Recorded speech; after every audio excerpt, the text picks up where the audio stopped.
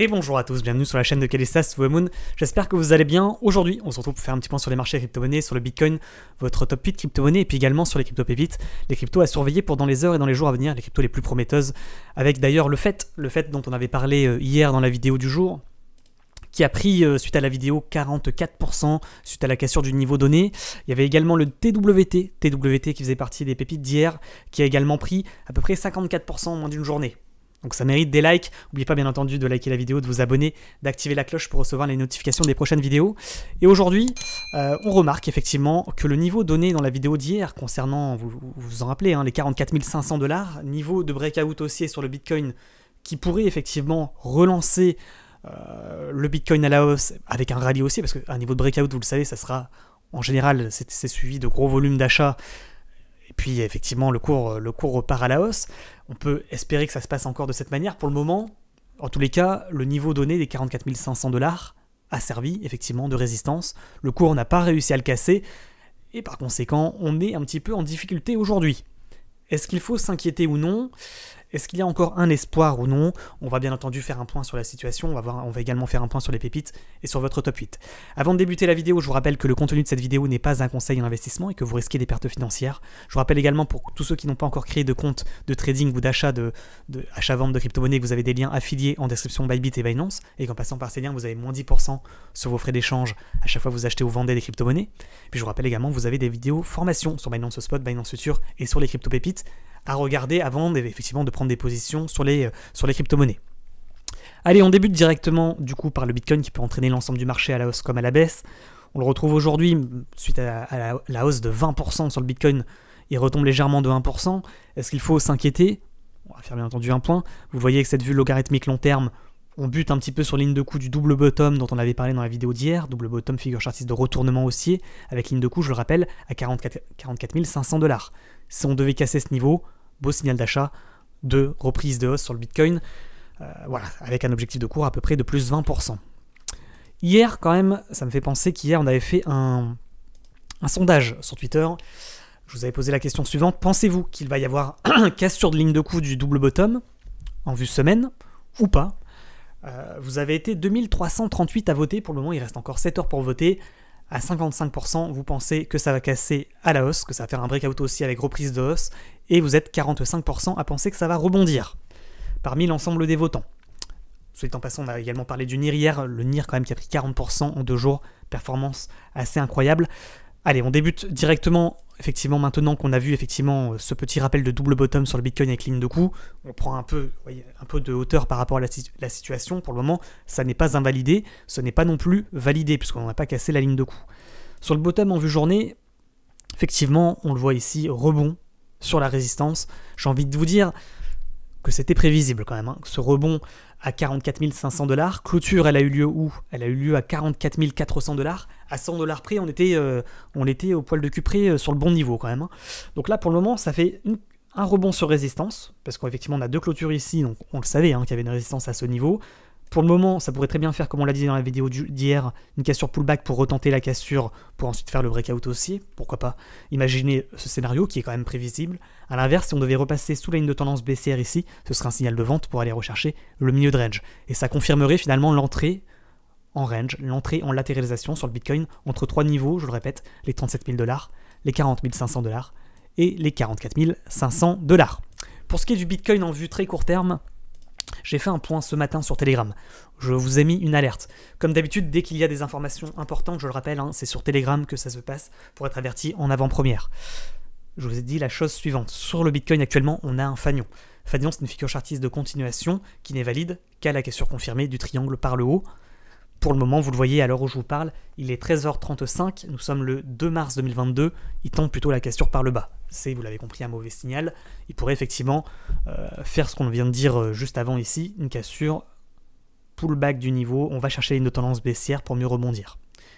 Donc c'est pas impossible effectivement qu'il aille chercher l'objectif du triangle symétrique, ici, pour peut-être mieux rebondir et mieux retenter ensuite la cassure, avec à mon avis des supports et résistances à surveiller correspondant aux clôtures, à peu près dans ce range. Pas impossible. La base du triangle serait alors l'objectif, correspondant également à la ligne de tendance baissière que vous voyez là, Vous, c'est pas impossible qu'on aille chercher effectivement ce niveau des 43 000 environ pour mieux rebondir et mieux retenter ensuite la cassure. À l'inverse, je le répète à nouveau, si on doit casser la ligne de tendance baissière par le bas, réintégrer finalement ce niveau, ce sera un signal de vente pour aller chercher à nouveau les 40 500 $ et ça confirmerait l'entrée en latéralisation de cours avec, je vous le rappelle, hein, ce dont on avait parlé dans la vidéo d'hier, un double bottom, oui, mais peut-être qu'on pourrait très bien faire un triple bottom pour mieux retenter la cassure ensuite avec des plus bas de plus en plus haut et finalement former une sorte de triangle ascendant pour mieux ensuite casser, retenter le breakout haussier des 44 500 $, niveau de résistance à surveiller. On résume, pour ceux qui veulent tenter le trade sur ce fanion, parce que normalement ce fanion est une figure chartiste 50-50, hein, comme n'importe quel triangle. Cependant, effectivement, il y a un beau petit trade à faire. C'est ce que je vous disais tout à l'heure sur Telegram, en vous disant, effectivement, il y a un fanion. Si on casse par le haut, et qu'en plus, on casse les 44 500 $, correspondant, je le rappelle, hein, à la clôture, le niveau de breakout en vue journée, là c'est la pépite. C'est de la pépite. À mon avis, c'est un trade pépite à tenter. Voilà. C'est pas un conseil en investissement. Vous risquez des pertes financières. Il est fréquent qu'il y ait des fausses cassures, c'est-à-dire des mèches de cette manière, pour mieux réintégrer, mieux repasser sous les 44 500 $, pour mieux repartir à la baisse. Donc c'est assez fréquent. Maintenant, pour ceux qui font du trading, et là je m'adresse à ceux qui font du trading, il y a quand même un coup à jouer, ça peut se tenter. S'il y a bien un moment où il faut tenter un petit trade, c'est maintenant. Maintenant, attention quand même à ce qu'il ne fasse pas une fausse cassure, réintégration, carotte. Ce serait un coup d'épée dans l'eau, un pétard mouillé, ça serait comme ça serait la vie, hein, malheureusement. Mais voilà, si vous gérez les stop loss de manière correcte, vous mettez des stops suite à la cassure, pouf, sous le niveau, ça peut se tenter effectivement en vue 1 heure. Puisque c'est une figure chartiste que l'on regarde en vue 1 heure. Voilà, donc à vous de la tracer chez vous, et de toute façon vous l'avez sur le Discord également, dans l'onglet, je le répète, hein, dans l'onglet ici, bonus graphique. Weekly, Daily et H4, la H4 avec la vue sur le fanion, sur le triangle. Ok, on va passer maintenant à votre top 8 crypto-monnaies que vous avez choisi sur Discord également, et puis on fera également un point sur les crypto-pépites dans la suite de la vidéo. C'est parti, je vous rappelle avant de débuter sur les crypto-monnaies que tout suit le cours du Bitcoin, effectivement, s'il devait casser son petit fanion par le bas, c'est pas impossible, effectivement, pouf, qui retombe sur ce niveau, qui repère d'à peu près moins 2% à minima. Et par conséquent, comme vous le voyez, pouf, tout repart dans le rouge directement. C'est effectivement ça qui nous guette. Ne soyons pas naïfs sur ce rebond sur les 44 500 pour retomber et envoyer tout le marché dans le rouge. Hein. Bien entendu, c'est pas à négliger. Il y a quand même une belle probabilité que ça se passe de cette manière, malheureusement. Allez, on passe sur NIR Protocol. NIR Protocol qui avait, je vous le rappelle, hein, cassé la ligne de tendance baissière. Et suite à la cassure du niveau donné en vidéo YouTube il y a une semaine, des 9.22, il a fait le breakout haussier de retournement haussier. Il est en train de repasser au-dessus des moyennes mobiles exponentielles, donc beau signal d'achat. On n'a pas encore ce croisement des moyennes mobiles, ce qui signifie qu'on pourrait très bien faire effectivement cette cassure, pullback, revenir chercher les 10 $ pour mieux repartir ensuite, et amorcer du coup des plus hauts et des plus bas de plus en plus haut, de cette manière. Impossible, hein. C'est en général plutôt comme ça que ça se passe d'ailleurs. À l'inverse, si on devait repasser sous les 10 $, ce serait plutôt un signal de vente pour aller rechercher la bande basse de Bollinger, d'accord. Donc effectivement, on attend ce croisement des moyennes mobiles 9 et 20 périodes pour confirmer pour nous donner un nouveau signal d'achat. Et finalement, sur le NIR, on pourrait le prendre soit sur la ligne de tendance haussière, soit sur la MM20, à peu près à 10 $, pour ceux qui sont retardataires. Pour terminer par rapport au NIR, effectivement, en 2 jours, je le rappelle, hein, quand même, il avait fait 45%. Bravo à ceux qui avaient pris du NIR Protocol. Espérons que le Bitcoin fasse son breakout haussier, et du coup, le NIR pourrait encore performer par la suite. Ensuite, donc ça, le NIR, je cut. Voilà, je vous mets comme d'habitude les petites flèches de rebond, niveau de résistance et de support à surveiller. Le ADA Cardano. ADA Cardano, on avait dit hier, c'est pas terrible. Contrairement à l'ensemble du marché qui globalement était plutôt intéressant, lui, il galérait sur résistance. Il n'est toujours pas repassé au-dessus des 1 $, au-dessus des 0,99 $, niveau qu'on avait donné dans la vidéo d'hier. Pour le moment, rien à signaler de plus. Le Atom, également, il avait bien performé ces derniers jours. Il est arrivé en haut de range. On avait dit potentiellement, il y a des fortes chances quand même qu'il y ait un rebond. Effectivement, sur les 31,7 $, il y a eu rebond. Pour le moment, il n'y a pas de breakout du niveau. Je le répète, des 31,7. Si ça devait casser, on aurait, à contrario, un beau signal d'achat. Attention quand même aux fausses cassures. Sur Phantom, on en avait parlé hier en disant c'est plutôt intéressant ce que nous fait Phantom, puisqu'il était en train de casser, je vous le rappelle, hein, la ligne de tendance baissière, et on disait si vous voulez rentrer, c'est maintenant, malheureusement. Enfin, malheureusement, si vous n'êtes pas rentré, tant pis pour vous. Pour ceux qui sont rentrés, bien joué à vous, vous avez pris quand même 15% suite à la cassure de la ligne de tendance baissière et du niveau donné des 1,85. Pour le moment, vous le voyez, je vous ai mis des petites flèches. On va arriver sur les niveaux de résistance d'après. C'est pas impossible qu'à chaque fois je vous le rappelle, hein, qu'on touche un niveau de résistance, il y a un rebond baissier, un peu comme sur le NIR Protocol, pour peut-être mieux retomber et faire une sorte de... et continuer finalement à faire des plus hauts et des plus bas de plus en plus, comme sur le NIR Protocol, de cette manière. Et on amorcerait à ce moment-là une tendance haussière sur Phantom.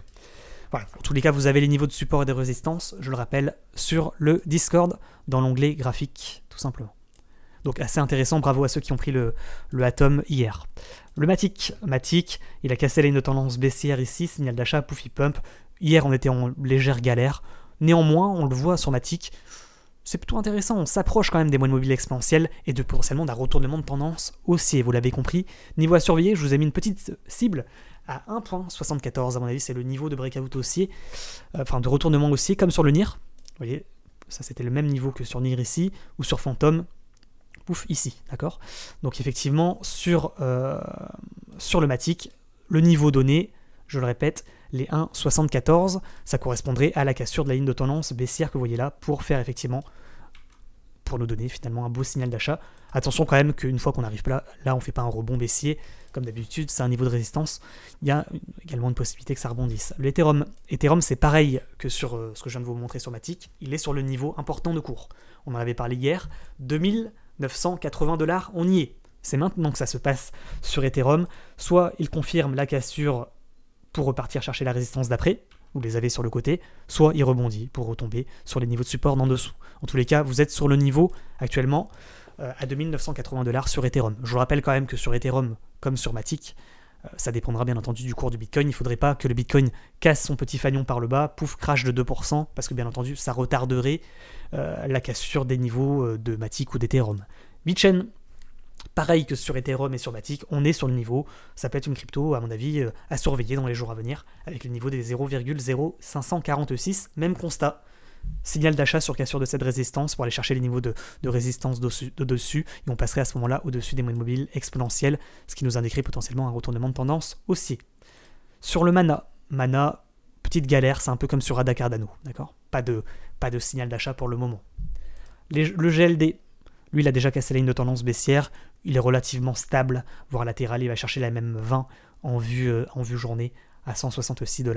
Pour le moment, on n'est pas repassé au-dessus du ruban, donc pas réellement de beaux signaux d'achat, à contrario du NIR Protocol, du Phantom, peut-être prochainement du Matic, Ethereum et Bitchain. Chiliz, on est sur le niveau, c'est comme sur Ethereum, Matic et Bitchain, niveau à surveiller, les 0,2009 $. Même constat, si ça casse, ça pourrait être intéressant effectivement de prendre du Chiliz, ça repasserait finalement au-dessus du ruban des moyennes mobiles exponentielles et ça nous donnerait effectivement, ça ferait potentiellement un retournement de tendance haussier avec une cassure de ligne de tendance baissière. Ok, Solana, même constat, on s'approche quand même du niveau de retournement haussier sur le Solana. Avec ce niveau, vous le voyez potentiellement, si on devait donner un niveau à surveiller, ce serait peut-être les 106 $. C'est pas tout à fait net, mais je pense qu'on est à peu près sur ce niveau, les 106 $, niveau de breakout et de retournement de tendance aussi. Donc à surveiller, Solana, c'est pas dégueulasse pour le moment, on s'approche quand même du niveau important. Le Harmony, il a déjà breakout ici, il s'approche de la résistance pour le moment, il n'a pas réussi à passer au-dessus des 0,168 $. Donc il est sur résistance, vous l'avez compris. Donc là, on avait parlé d'hier on va passer aux crypto-pépites, bien entendu. Il y en a deux qui ont performé hier, le FET et le TWT, vous le voyez avec des niveaux, comme on l'a dit en début de vidéo, à plus 45 et plus 55%. Bravo à ceux qui ont pris ces pépites. Allez, on passe aux pépites du jour. Pouf, je vous rappelle, c'est sur Discord que ça se passe. Je vais toutes les ouvrir. Et puis, on va faire le point sur ces crypto-monnaies. Tac. Hop là. À chaque fois, en passant, je vous mets des petites emojis quand ça a confirmé que voilà, le trade a été fait, bien joué. Et quand ça s'approche des niveaux, je vous mets des petites emojis comme ça également. C'est-à-dire qu'on est proche des niveaux de breakout. Comme ça, vous n'avez pas besoin de regarder toute la liste, vous regardez seulement... Alors, je le mets pas à jour tout le temps. J'essaie de le mettre à jour continuellement, notamment les niveaux. En tous les cas, vous savez que sur ces cryptos-là, à mon avis, ça peut se retourner, ça peut partir très rapidement. C'est à surveiller. Donc, c'est parti, on y va. Le Utah, on n'a pas encore atteint le niveau, vous le voyez. Le Acro, on a déjà cassé, on laisse tomber. Le Rep, pas encore sur le niveau, 15,32, on ne l'a pas atteint. Le Bell, voilà, le Bell fait partie de ces cryptos où je vous ai mis, je pense, voilà, une petite emoji. Vous voyez, on s'approche du niveau, malgré que le Bitcoin soit un petit peu en difficulté, on n'est pas loin du niveau de breakout à 0,900, on va dire arrondir à 0,93 sur Bell, à surveiller. Alice, on a rebondi sur le niveau, ça n'a pas confirmé. Le bec non plus n'a pas confirmé. Le trou a déjà confirmé aujourd'hui, il a cassé.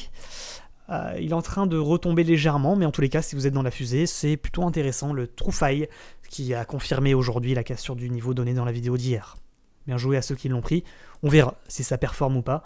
Le Ray à 2,86 n'a pas encore été touché, mais on s'approche quand même du niveau. Je pense qu'il faudrait mettre une petite emoji sur Ray. Effectivement, je vous l'ai mise, c'est bon.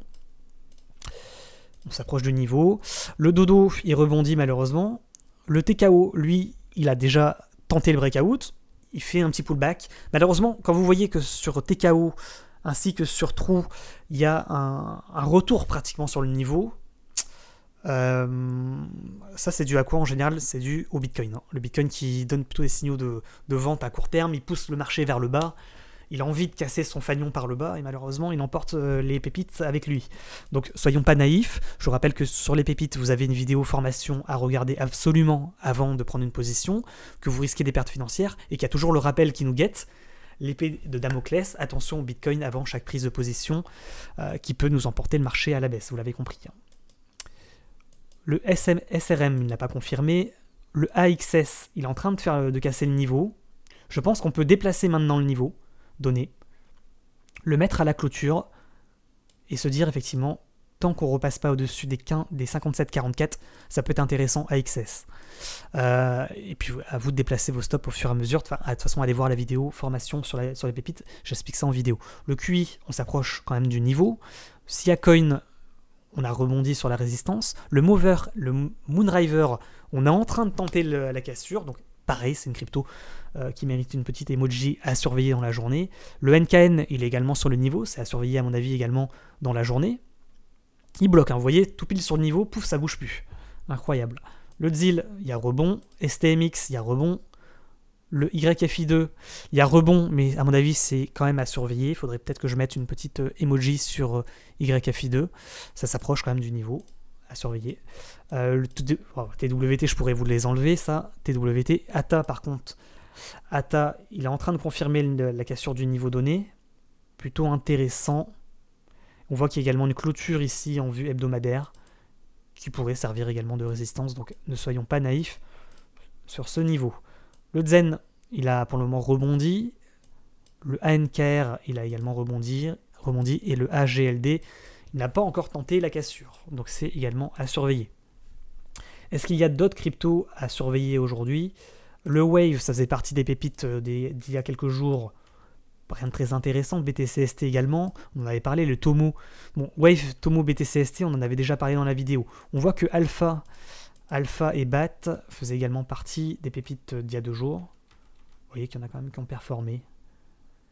Mais on laisse tomber. Une fois que ça a pété, vous êtes dans la fusée. Moi, je m'en occupe plus.